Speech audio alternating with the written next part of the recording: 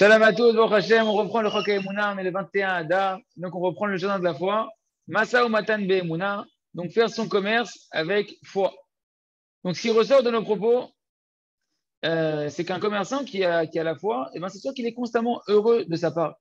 Et que tout son commerce, il va le faire avec vérité, avec honnêteté et avec foi. Et lui, il peut accomplir la première question qu'on va lui poser quand on arrive à 120 ans.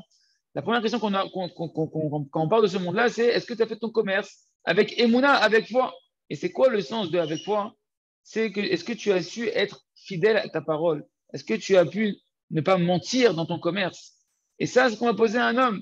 Est-ce que tu as fait ton commerce avec la qualité de la vérité, en étant quelqu'un d'honnête, sans aucun mensonge et aucune ruse? Un commerçant qui est rempli de foi, il ne va pas chercher à embellir sa marchandise par sa parole plus que ce qu'elle vaut. Tu vas pas raconter des bêtises sur ta marchandise juste pour que les gens ils l'achètent. Parce que tu sais qu'en réalité, eh ben, cette marchandise-là, ce que tu es en train de vendre, eh ben, tu sais que, elle est destinée à quelqu'un et qu'il y a une providence divine. Quand est-ce que chacun il doit récupérer cet objet-là? Et donc, tu sais que quand il arrivera le temps que cette marchandise revienne à une personne, eh ben, cette personne-là, cette marchandise-là va trouver grâce à ses yeux et tu n'auras pas besoin de mentir sur ta marchandise pour qu'il l'achète. C'est une providence divine que cette personne-là doit acquérir cet objet-là, comme on a expliqué dans les pages d'hier. Et également, cette personne-là ne va pas ni mentir, ni faire de la flatterie sur l'acheteur, etc. Parce qu'il sait que c'est Kadosh Baruch Hu qui survient à ses besoins. Et ce n'est pas à l'acheteur qui va lui amener sa parnassa. Comme on l'a dit au-dessus, donc, il ne va pas donc essayer de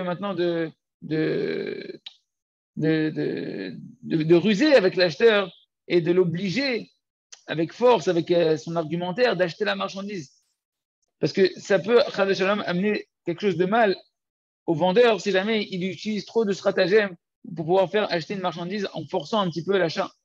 Par exemple, c'est que l'acheteur, au final, comme il ne devait pas acheter cet objet-là, d'après la providence divine, il va être attristé d'avoir finalement acquéri cet objet-là.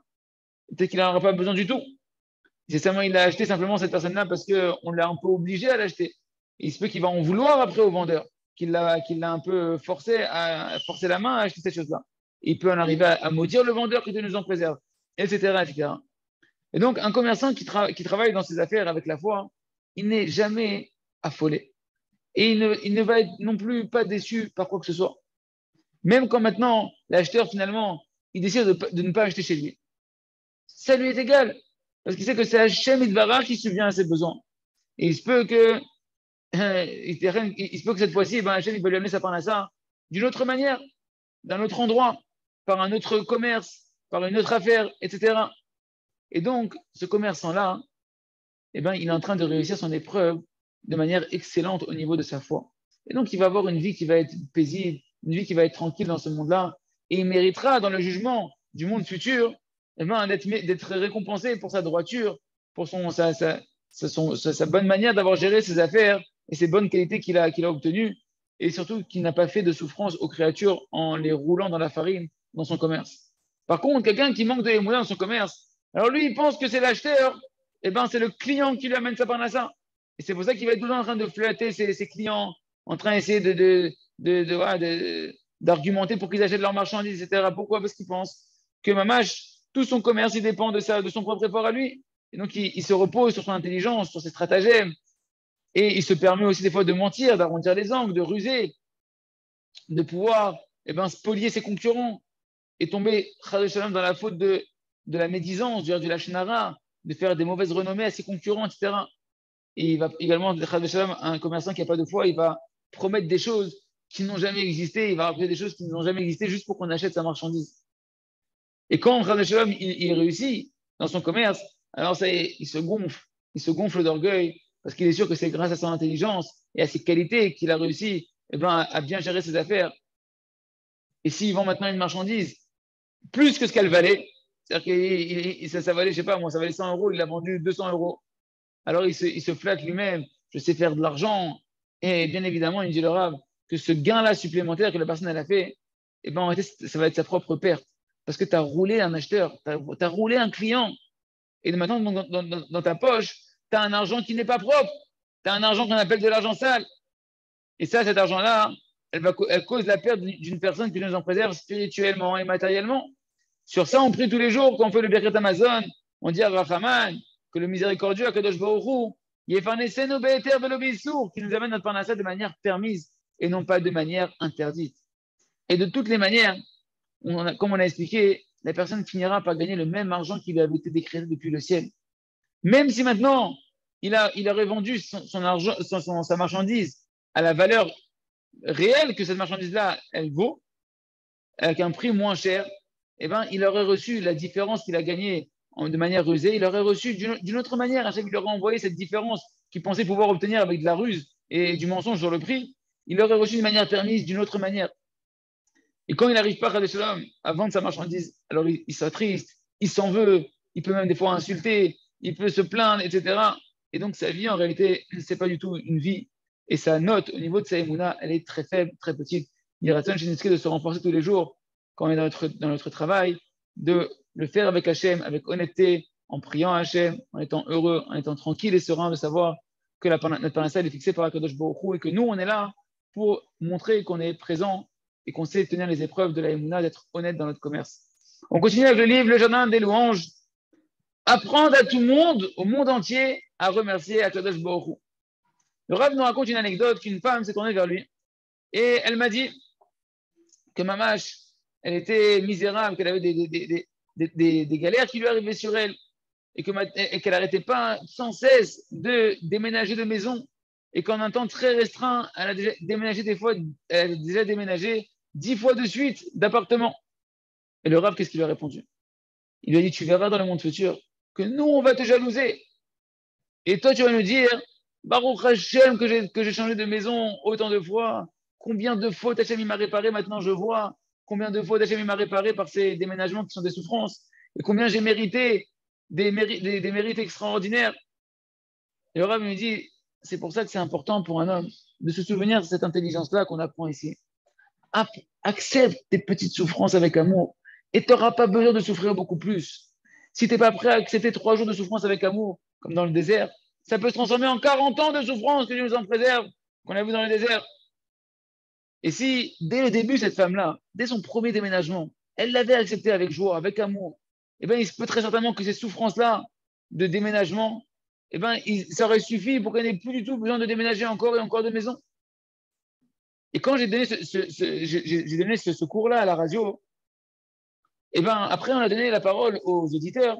Et parmi les auditeurs, il y en a un qui a appelé et qui nous a raconté, il y a une jeune fille qui nous a raconté que maman, elle souffrait énormément de ne pas trouver son conjoint, de faire tellement de shidduchim, tellement de rencontres pour se marier. Et que maman, à chaque fois qu'elle a une bonne rencontre, paf, ça s'annule à la fin et ça ne se concrétise pas par un mariage. Et encore, et de nouveau, ça se répète sans cesse.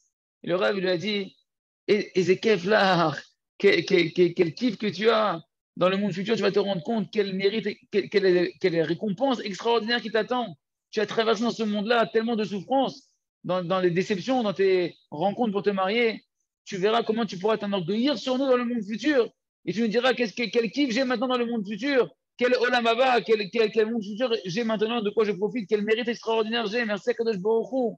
Simplement en lui disant ces mots-là, quand je lui ai dit ces mots-là, que ces souffrances, elles n'étaient pas pour rien, que maman, elle a réparé ses fautes et qu'elle lui préparait des mérites extraordinaires. Ça a déjà suffi pour lui adoucir toute l'amertume qu'elle avait à l'intérieur d'elle et elle a pu accepter sa situation avec joie. Parce que lorsque l'on met les lunettes de la foi, alors on voit que dans ce monde-là, il n'y a pas de mal du tout. Et automatiquement, le fait même de regarder les choses avec Emouna, eh ben, ça va adoucir toutes les rigueurs qui planent sur la tête d'un homme. Et après, je lui ai dit, c'est parce que la première fois, tu n'as pas été prêt à accepter avec amour, à dire merci à Hachem, que sur ton premier chidour qui s'est écroulé, c'est pour ça hein, que le deuxième chidour aussi, il n'a pas marché. Il dit, c'est comme ça. Ça, c'est un principe général pour chacun d'entre nous. Si tu n'es pas prêt à accepter 3 jours de souffrance avec amour, comme dans le désert, nos ancêtres, avec foi que ça vient d'Hachem pour réparer tes fautes, alors, tu vas devoir souffrir 5000 fois plus, sans Emouna, dans la Ramma, pour pardonner tes fautes et obtenir ce qu'Hachem veut te faire obtenir. Tu n'es pas prêt à accepter 3 jours. Ah, 40 jours, tu vas prendre alors. Il s'est annulé ton chidour. Accepte ça avec amour, avec foi.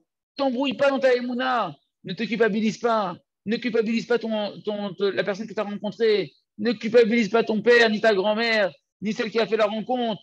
ne culpabilise personne. Kara Hashem Rotze, Kara Hashem Rotze. Tu dois dire comme ça, Hashem, il veut. C'est pour ton bien éternel. Accepte-le avec amour.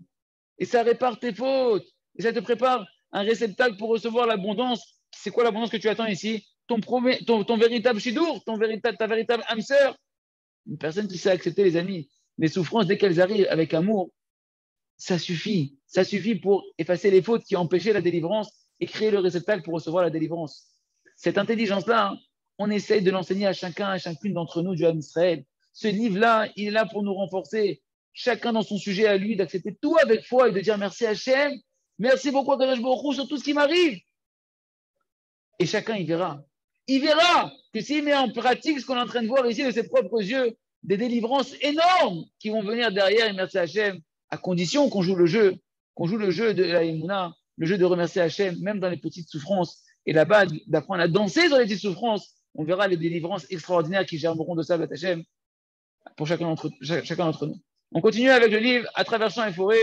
Rappelez-vous qu'on est dans le chapitre. Maintenant, on est entré dans le chapitre de s'inclure dans sa racine, de pouvoir annuler tous les mauvais désirs, tous les mauvais traits de caractère.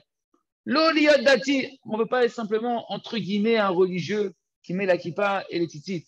Le principe général ici, c'est que si un homme il veut véritablement se repentir complètement, eh ben, il doit apprendre à prier.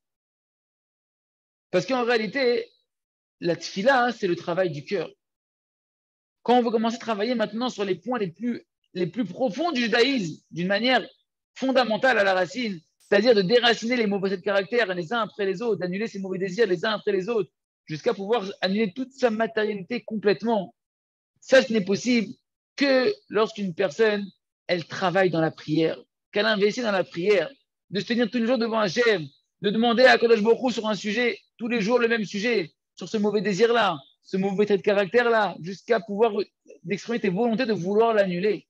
Et de rester un long moment consécutif, chaque jour, durant plusieurs mois, sur un sujet dans la prière pour pouvoir déraciner ce qu'on veut déraciner.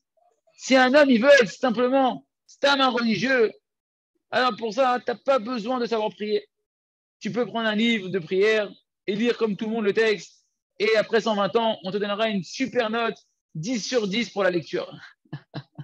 Tu as reçu 20 sur 20 dans ton examen de lecture. Mais celui qui veut revenir bitchouva, celui qui veut se repentir parfaitement, il doit apprendre à prier, ce qu'on est en train de faire ici. Car un homme, il ne peut rien changer chez lui véritablement dans son caractère sans prier longuement chaque jour durant des mois sur ce sujet-là. Un homme, il peut être un religieux standard pendant des millions d'années et pas simplement un petit religieux. Il peut être un religieux qui étudie la Torah durant toute la journée, qui fait des mitzvot, mais à l'intérieur de lui, il ne change pas. Ses traits de caractère, ses mauvais désirs, ils sont toujours là. Il restera avec les mauvais traits de caractère et ses mauvais désirs. Plus que ça, on peut dire que même une personne qui fait tous les jours son heure d'Ilbo des doutes, s'il ne prend pas la décision de faire ce qu'il dit Rabbi Nachman dans cet enseignement du l'écouter Moharan, de fixer chaque jour un moment dans son Ilbo des doutes sur un sujet de manière consécutive et fixe et assidue, un long moment chaque jour, au moins une demi-heure, comme on a dit. Et encore plus, ce serait bien une personne qui veut véritablement changer rapidement, de prendre 1 heure sur un sujet chaque jour. Alors cette personne-là, même si elle fait des doutes, elle ne changera pas véritablement. Elle ne pourra pas changer jusqu'à se réinclure dans sa racine de son âme. C'est vrai que par l'introspection quotidienne, qu'un homme il fait chaque jour, il va mériter de recevoir de la crainte du ciel, il va mériter d'arrêter de faire des fautes. Et c'est sûr que les tfilotes qu'il fait chaque jour, elles vont s'accumuler jusqu'à ce qu'il va devenir un homme cachère, un homme qui ne faute pas. Mais il ne pourra pas se nettoyer dans son intériorité de tout le mal que le serpent il a mis à l'intérieur de lui. Et il vivra constamment dans sa vie en guerre avec des choses qui sont encore à l'intérieur de lui, plus ou moins. Par contre, si maintenant il prend la décision, et si chacun d'entre nous prend cette décision-là, d'avoir une prière focalisée, concentrée, quotidiennement, durant plusieurs mois, sur un seul sujet, on verra des véritables changements très puissants dans chaque sujet qu'on entreprendra dans la prière. Et sur ça, Ken, il ne faut pas en réalité, il ne faut pas des années d'efforts. Même en une semaine seulement de tfila, de ce genre de tfila, où tu vas prendre une demi-heure ou 1 heure tous les jours sur un sujet, un homme, il verra déjà des changements considérables. Et il comprendra qu'il a trouvé enfin le chemin pour se délivrer de tous les mauvais désirs, de tous les mauvais traits de caractère, de toutes les addictions dans lesquelles il est piégé. Et il comprendra qu'en fait, la prière, c'est sa délivrance. La prière, c'est ça, la Géoula, Be'at Hashem. Comme va dire Rabbi Nachman de Breslev, que le Mashiach, il nous apprendra à prier. C'est ça la délivrance que va amener le Mashiach. Il va nous réapprendre qu'en fait, la délivrance, c'est Hashem.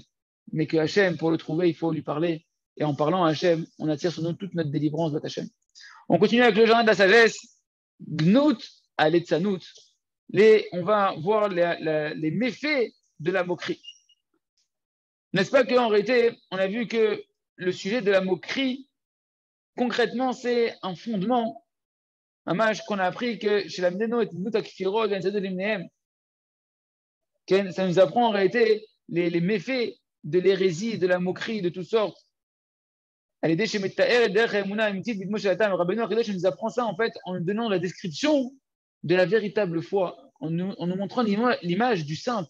Comment il se comportait le simple dans sa foi simplement. Et bien, ça nous montre en réalité tout le méfait de la moquerie et de l'hérésie.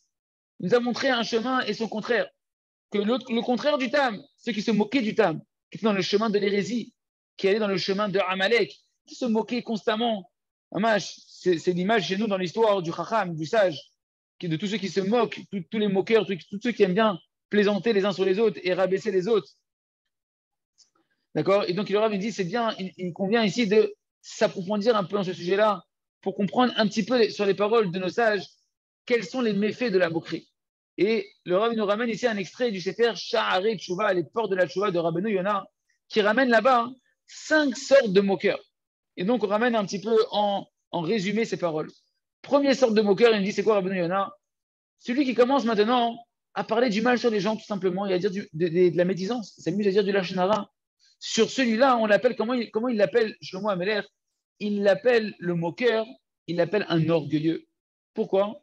Parce qu'en réalité, un homme qui véritablement serait humble, un homme qui aurait une qualité de soumission devant Hachem, alors il connaîtrait ses défauts et il connaîtrait ce qu'il a à réparer chez lui-même.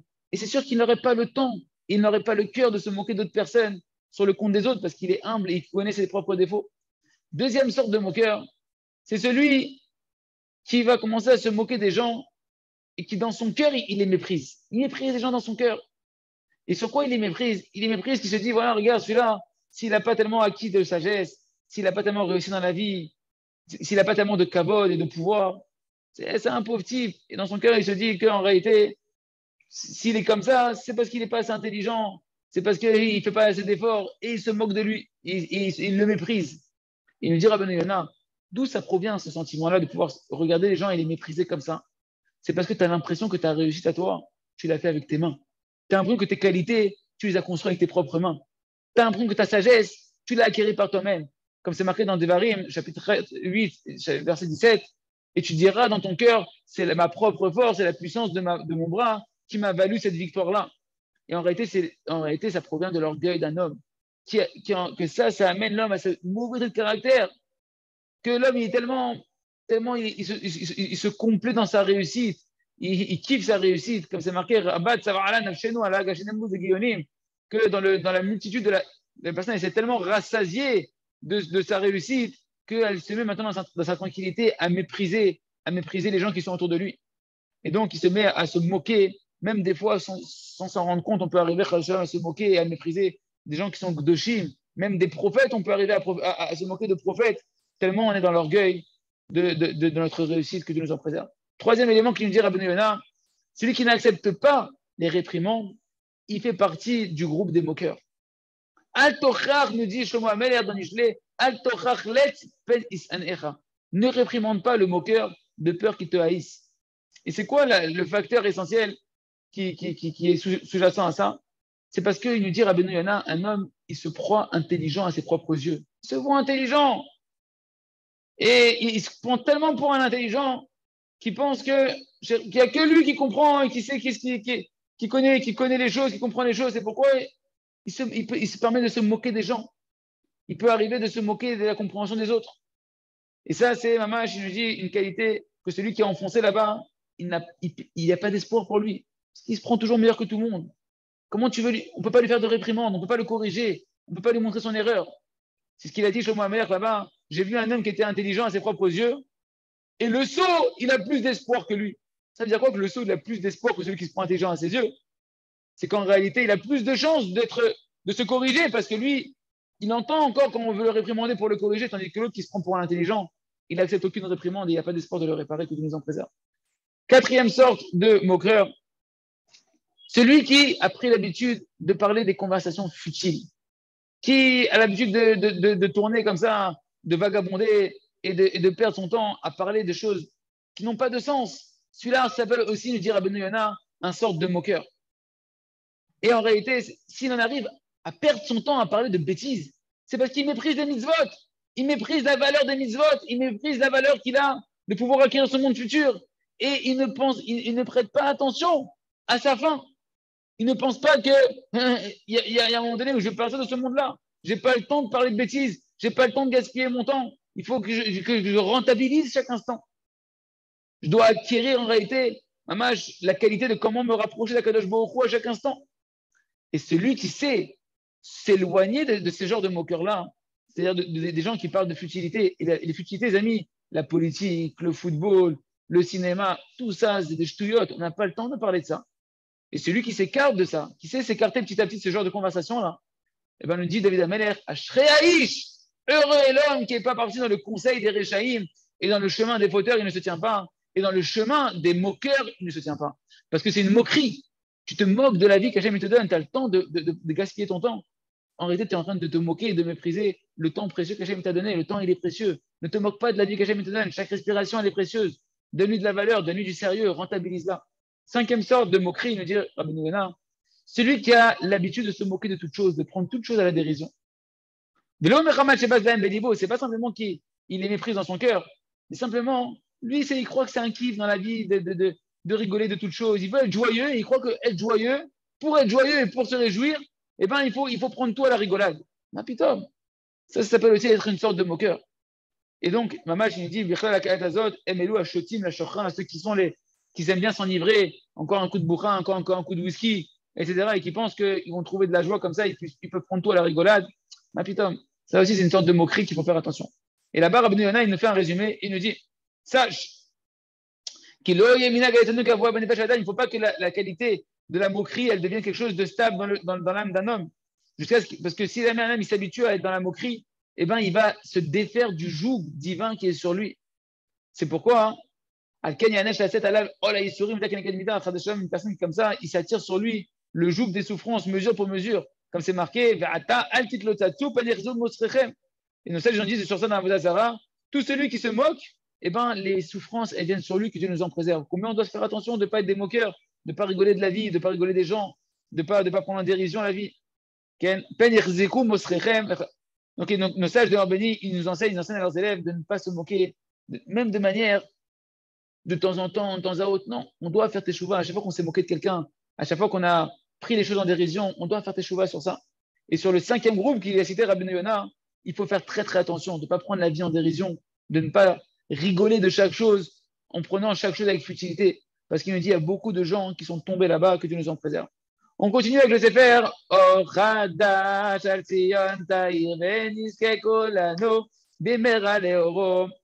C'est marqué dans le Sefer Korveor, les paroles de Rabbi Yitzhak Bender, qui était un des géants de Breslev. Il nous dit là-bas que Rabbi Nathan, une fois, il ramène des paroles de Rabbi Nathan de Breslev, ça il est là aujourd'hui, Baruch Hashem. Rabbi Nathan, une fois, il a parlé de la puissance du feu qui brûlait dans le cœur de Abraham Avinu à la Shalom. Que c'était le premier des patriarches qui avait mérité de servir son Créateur jour et nuit, en étant prêt à chaque instant à faire sacrifice de soi, don de soi, pour pouvoir diffuser le nom d'Hachem, comme il fait notre maître Rav Shamarouch et Yerkil, diffuser la Emouna jour et nuit sans cesse. Et Abraham Avinu, c'était le premier, il avait un feu qui brûlait pour Hachem. Et en même temps qu'il parlait, Rabbi Nathan, de ses propos, il y en a un qui avait parlé devant lui et qui a commencé un petit peu à soupirer. Il a dit, mais d'où est-ce qu'on Rabbi Nathan, tu nous parles d'Abraham Avinu, d'où on va prendre un cœur enflammé pour Hachem comme Abraham Avinu? Et là, Rabbi Nathan, il l'a grondé un petit peu pour le réveiller de son erreur. Et il lui a dit, toi aussi, tu as ce cœur-là, ce même cœur qu'Abraham Avinu, tu l'as à l'intérieur de toi. Simplement, tu ne l'enflammes pas. Tu n'enflammes pas la braise. Tu la laisses comme ça en veilleuse. Mais ce cœur, il est là en potentiel à l'intérieur de toi. Et il a rajouté de lui dire, qui a Bechira, le libre arbitre. Le libre arbitre, il est libre chez chacun. Et chacun, même le plus petit, lui a dit Rabbi Nathan. Regardez le renforcement de Rabbi Nathan. Il a dit même le plus mauvais, celui qui se prend pour le pauvre type du Ham Israël, qui se prend le plus petit du Ham Israël. Il a à l'intérieur de lui la force de mériter et d'atteindre les niveaux les plus élevés. Comme ils ont dit nos sages de mort béni, dans Tana de Eliaou Rabbah, Eliaou Anabizachrodetov, que chaque homme il doit se dire, quand est-ce que mes actions elles arriveront au niveau des actions de mes ancêtres? Et nous, on doit aller dans le chemin, dans la lumière que nos ancêtres nous ont tracée et réveiller notre cœur. Comment on réveille le cœur? Il lui a dit à Nathan par la tfila. Tu dois prier dans la tfila. Et chez nous, c'est quoi de se réveiller?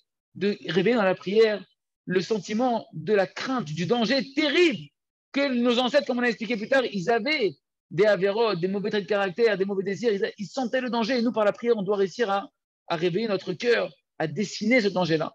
C'est pourquoi, avant de parler ici maintenant du niveau du cri du cœur qui permet d'avoir une délivrance immédiate et très rapide au niveau spirituel, il faut apprendre ce qu'on est en train d'essayer de faire ici, savoir comment, dans un premier temps, quand je vais travailler ma volonté de changer spirituellement, comment je vais réveiller mon cœur à vivre le danger.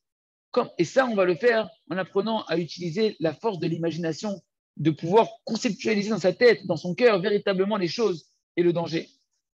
Celui qui maintenant il sent qu'il a besoin d'une délivrance immédiate. Alors celui-là, normalement, il sent que sans sa délivrance, il est dans un danger terrible. Une personne qui véritablement sent qu'il doit avoir une délivrance tout de suite, il sent un danger immédiat, un danger terrible. Alors sa prière, elle sort de son cœur, de toutes ses forces. Et donc, pourquoi? Pour obtenir une délivrance immédiate auprès d'Hachem. Et Hachem, il répond à ces cris-là. Il lui répond immédiatement. Mais si tu ne sens pas le danger, c'est-à-dire que tu ne sens pas tellement que tu es dans l'oppression, tu ne sens pas tellement que tu es pressé d'être délivré. Ok, tu veux vraiment, mais ça ne brûle pas à l'intérieur de toi. Tu continues à vivre, tu continues à respirer, à col d'air, tout va bien. Alors ta prière, elle va être du même domaine. Et la réponse d'Hachem, elle va être un écho de ta prière. Il va répondre Hachem à la puissance de la prière, à la puissance du feu que tu mets dans ta prière. Toi, tu dis Hachem, en gros, je ne suis pas si pressé que ça de recevoir ma délivrance. Hachem, il dit, ok, alors moi aussi, je ne suis pas pressé de t'envoyer ta délivrance, je vais te l'envoyer à la hauteur de l'empressement que tu as et que tu ressens que tu dois être délivré. Simplement, la difficulté ici, c'est que c'est difficile de se dessiner dans notre monde à nous, dans notre quotidien, un danger à 100%, le danger à 100% des avérotes, des mauvais traits de caractère, des fautes et des mauvais désirs. C'est très difficile de ressentir le sentiment véritable d'un danger immédiat. Mamage, quand toi, tu es tranquille sur la terre, mamage, dans ta maison, que tu as à manger, tu as à boire, que a priori, matériellement, ça se passe bien. Et même spirituellement, si une personne maintenant, il se sent en plus rempli de mitzvot, comme les grains d'une grenade, comme on dit que même les fauteurs, ils sont remplis de mitzvot, comme les grains d'une grenade, il dit c'est bon, Baruch Hashem, j'ai plein de points positifs à l'intérieur de moi, j'ai suivi la Torah, et je prie, etc., et je fais mon heure d'Isbo des doutes, et en plus, je fais une demi-heure dans ma Isbo des doutes, où je travaille ma volonté. Donc, qu'est-ce qu'il pense? C'est bon, je suis au top du top, je suis Messoudar, je suis au top.